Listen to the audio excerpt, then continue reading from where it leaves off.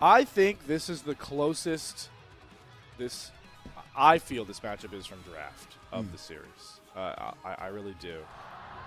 Already, TES looking to get a bit aggressive, going for some wards. Chris trying to get value out of those Braum brittle passive stacks. One more auto. Leave will be stunned up. JackeyLove and Cream are here. Green starts the charm, so Leave does have to flash under his 2-2 turret. Did they get him? Follow across the fade away Q from Chris. He earned that kill and he sings it home. First blood to your defending champions. It might actually be a gank though. Kanavi going to get in here unspotted right now. Navi, the first team jungler right now in split 2, looking to make his mark. Gets the stun, looking for the Braum passive. There's no flash on Leave, and he goes down once more. Kanavi earning the kill. Not the most impactful of the individual Drakes to be getting. You don't mind giving this one over. And I think more than that, it's about the fact that you now get to choose right here as TS. You can try go for the second set of grubs if you want. If you get all 6, that's awesome. But if you don't, giving them away, it being 3 for 3, really is no skin off your back. Where is going to be that bit of engage? Yeah, like I said, TS going to start this one up, but they're getting a little bit surrounded here. The call out of TS is to try to go for Shanji, but you're not going to be able to kill him here. They're just going to get pushed away. Here we go. Doinby pulls the trigger. Between worlds going to slow everybody up. Kanavi going to block a ton of the opening damage. Chris gets a good glacial fissure down. Kanavi looking for the turn. They have teleport coming through. Reinforcements are here, and it's 369. The big bad Croc looking to mess up an IP. Gets a ton of damage down with the Call of the Meek, finds the kill, and TS are just wiping the floor with an IP. They didn't need that big-time Grand Starfall. They've got the big-time Big Grand Croc. I'm running out of adjectives for TES and 369, but it's 4 kills, count them, to stack up for a big-time lead for your defending champions. I think you're absolutely right. More than that, the shield is everything. You just can't get that initial kill, and then the reinforcements roll on in. Cream is able to land a great charm to be able to pick up that initial kill, and then finally use the Grand Starfall just to be able to pick up the final one, as Kanavi takes that away. Sweet Doinby. Welcome to the Freljord, my friend. Down he goes. TES, they're just a different breed when it comes to elimination matches, and they're showing it. 7-0. A lot of people feel like TES started their climb all the way through the lower bracket to championship, to that first stand spot on the international stage. You can see how the foreshadowing bodes true here right now, with TES on the cusp of a 7-1 score in Group Ascend. And all that, you don't really have any lanes that are particularly winning that hard. Grand Starfall, oh boy, Leave. Leave, oh poor Leave. Grand Starfall. It's not a Starfall, and it's a Yordle. Ooh, that Charm Whipping, though. It's going to make it one more auto, so. It takes a little bit longer. Perfect. Just aren't proactive enough. JackeyLove get potentially chased here. Yeah, no flash. Can he do it? Blend. Slowed. Worlds. Great use for Doinby to get closer, and JackeyLove is picked off. The first kill for NIP coming across is a catch JackeyLove on the turn. That and positioning out of Leave has been the main things this squad has been faltering on. 369, he's just stepping up, and it's fine. JackeyLove arrow finds Aki. Heartbreaker will not save you. Flash will not save you. 369 spells blood in the water, and he wants the feast. Down goes PP God. Shanji having to flash for the hills as well, but Chris lands another Q, another concussive blow, another multi-kill pick play for Top Esports as they're running away with this one. And they are going to lose some damage onto a couple of towers. You can see the teleport going down into the bottom lane. They should be able to get this kill here. There is still a tower on the backside. Getting aggressive. Leave. I don't think you want to be stepping to Kanavi right now. Does Kanavi actually want this dive? Oh, he misses the Q. I think he's going to fall. Flashes over the old Kanavi, getting fancy with the footwork. Still dies to PP God, though, but hey, that's not a kill over to Leave the battle lines, but Chris trying to cut off the entrance of Shanji. He will arrive.